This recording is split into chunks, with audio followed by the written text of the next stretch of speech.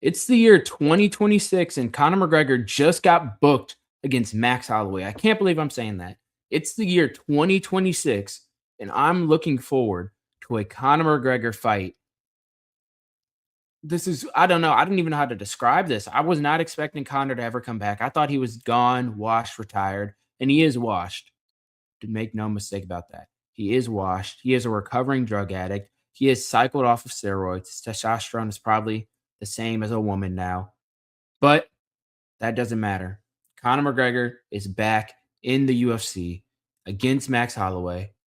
Now, past my excitement, because I am excited for this fight just because the hype surrounded it. Let's be honest. Conor, it was nice knowing you. Max Holloway is going to slime out Conor McGregor at UFC 329. Man, imagine your comeback fight going from being Michael Chandler to being Max Blessed Holloway. The same Max Holloway who just schooled Justin Gaethje not even a year and a half ago, I think, probably like 2 years ago, and knocked him out cold. The same Max Holloway who just schooled Dustin Poirier outside of a few moments in his retirement fight and made him not brawl in those last 10 seconds. Imagine being able to make Dustin Poirier not brawl in the pocket. That same Max Holloway. That same Max Holloway who gave to Poirier a pretty, I'm not going to say super close, but a tough fight, a puzzle he had to work around to Poirier, who I think would cold Conor McGregor in the first 10 seconds of their fight. That same Max Holloway. If you're picking Conor, I'm sorry. You might. I mean, no offense when I say this. You might need a mental examination. Now, not to say Conor can't fluke it, because Conor does have that fluke ability. This does feel like one of those fights where all logic says Max Holloway wins it, but Conor McGregor just flukes it because that's what the UFC wants. Not saying it's rigged or anything, but I will say if the UFC wants Conor to win this, they might skip a few drug tests for him. They might let him come back a little bit saucier than he was before. Maybe that same sauce level he had when he was in, recovery for his broken leg. But that's neither here nor there. I'm not going to pick off the chance that he's sauced up. I'm going to assume he's clean. He's off the roids now. And I think Max Holloway colds him. However, it being at 170 does make it a little bit odd for Max. He has 2 months to bulk up. Now, I know a lot of people are saying, oh, he has a full camp to bulk up now. I was saying with the first Poirier fight. The first Poirier fight, he was a featherweight, or the second one, I guess. He was a featherweight who bulked up to lightweight on 2 months' notice, maybe a little less, maybe 7 weeks' notice. Planned to move back down to featherweight afterwards. What is he now? He's a lightweight moving up to welterweight on 2 months' notice, and he plans to move back down to lightweight afterwards. We might see Tubby Max in there again. I don't think Tubby Max is that bad. That was some of his best cardio he's demonstrated going to war, maybe one of the highest paced fights he's ever had in that Dustin 2 fight, and was able to push the pace in those last rounds. So maybe Tubby Man Max is a mythical fighter, but I don't think it really matters. I think he's going to cold Conor McGregor, and I think he's going to put him palms up, tongue hanging out, eyes rolling in the back of his head. Now let's break down their last fights. Max Holloway's last fight was Charles Oliveira, who, by the way, someone keep a watch on Michael Chandler. Michael Chandler also fought Charles Oliveira. They both got dominated, except Michael Chandler actually did better against Oliveira than Max did. And now Max Holloway has this fight against Conor McGregor, while Michael Chandler is fighting off-brand Conor McGregor and will probably get put palms up at the White House. Someone keep a watch on Chandler. I don't think it's safe to leave him alone just at this moment. Man, imagine being Michael Chandler. Your whole shtick, your whole personality is revolved around getting that McGregor fight for the past 3 years. Then a guy who did exactly what you did, but worse, gets the fight instead. And I know Max Holloway is Max Holloway. He's done more things. He's done other things, but still, you got to feel bad for Michael Chandler. But hey, we'll see him at the top.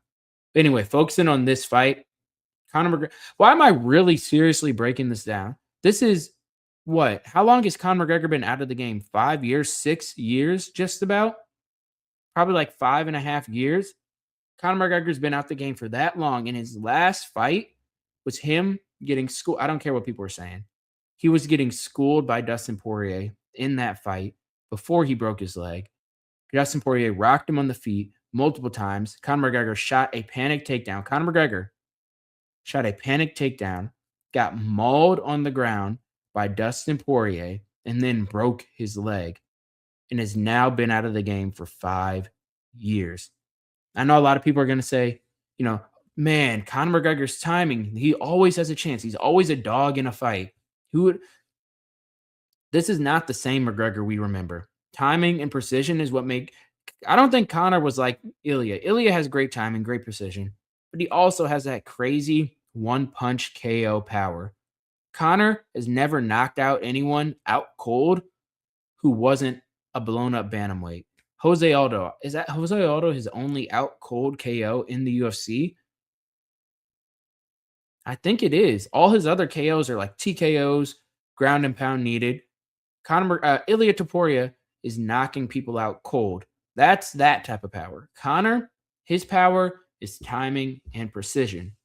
Being out of the cage for 5.5 years, coming off of a leg break, off the roids now, a recovering alcoholic and coke addict. We don't even know if he's recovering. He could still be on the stuff. Don't you think that's going to affect precision and timing and speed? I'm sorry. I'm sorry. I just don't see a way Conor wins this. Like, even look at their stats. Max 27-9, Conor 22-6. They're both close to that Brazilian 10. Watch out, especially Max. Max loses one more fight. He's an honorary Brazilian. Look at their last fights. They both lost. Who'd they lose to? Dustin Poirier 6 years ago. Charles Oliveira by getting out grappled. And I know a lot of people are saying in that first fight, Conor McGregor out grappled Holloway. That was tadpole baby Holloway. That's not the same thing. I thought that the Conor McGregor wrestling narrative was just a joke. I see people genuinely saying Conor McGregor is going to out grapple Max Holloway, or he has the chance to do that because Max Holloway got out grappled by Charles Oliveira.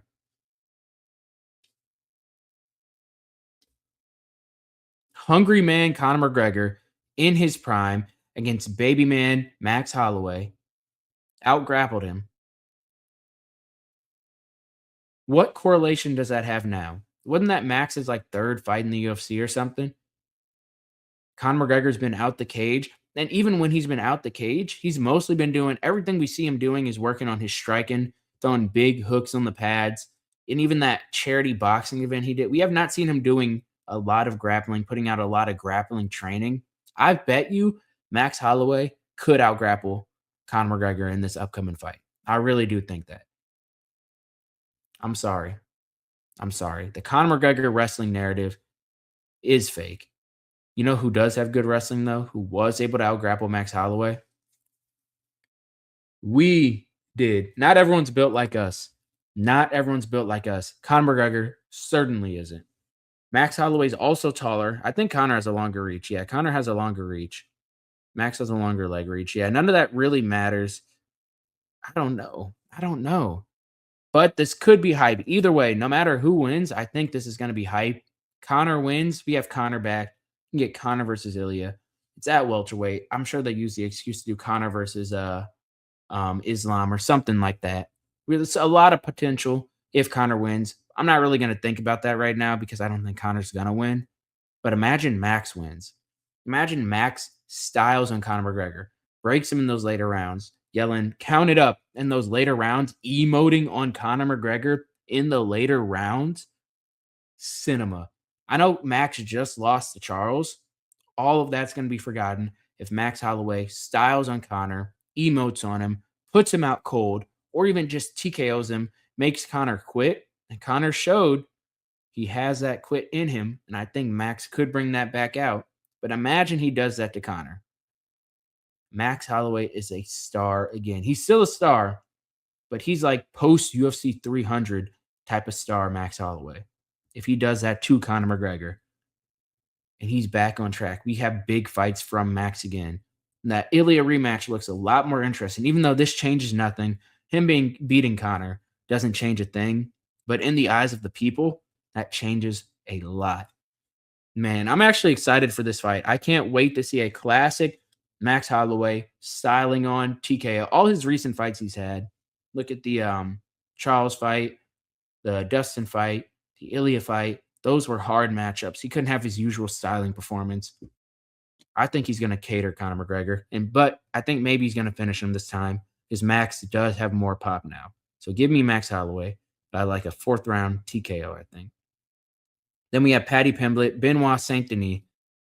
Huh. This is a hard fight, you know.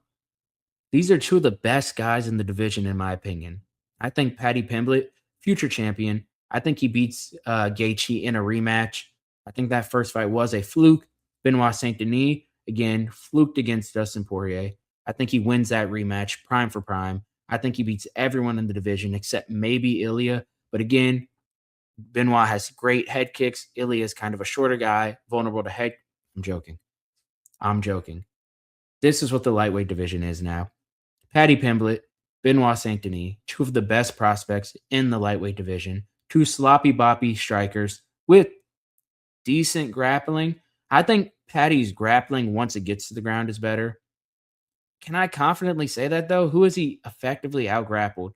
Bobby Green, who shot in with his head inside of a like right for Paddy to submit him, and then Benoit Saint Denis has actually shown effective grappling. He was taking down Poirier. He couldn't do anything to him, but he was taking him down pretty pretty easily, easier than Islam was doing in the later rounds. And he was controlling him a little bit. Paddy outgrappled Chandler. Chandler is not a bad grappler, but he's also old, hasn't been in the game for a while. I don't know. It's kind of hard to see how good Chandler is and how good Paddy's performance against him was until I see Chandler fight another grappler again because he got outgrappled by Charles Oliveira. Charles Oliveira is Charles Oliveira. It's actually a hard fight to pick. I think I'm gonna pick Paddy Pimblett out of plot armor. Oh, but does he have it anymore after that Gaethje fight? I don't know. Actually, I think I'm gonna pick Benoit. No, Benoit got out grappled by Moicano. I could see something. Yeah, you know what? I think I have to pick Paddy. Benoit is shown to be a good offensive grappler, but his defensive grappling, not so much. Poirier was pulling Gilly on him, and I know Poirier was not getting any of them, and I know Poirier does that, and they really didn't do anything. But the fact that he was able to get close in a lot of those Gilly attempts with Benoit, and Paddy is a much better grappler than Poirier, in my opinion. He just didn't offensively grapple against Gaethje, and he wasn't able to. But if Benoit is starting the grappling against Paddy, I think we could see a similar performance as the Moicano fight against Benoit. I think Paddy's also the more dangerous striker. When Benoit Saint Denis punches, you can kind of hear the rubber duck, the every time he punches, squeak, squeak, squeak. He doesn't really have a lot of punching power, at least against the top guys. Paddy has a great chin. Maybe his chin got cracked by Gaethje.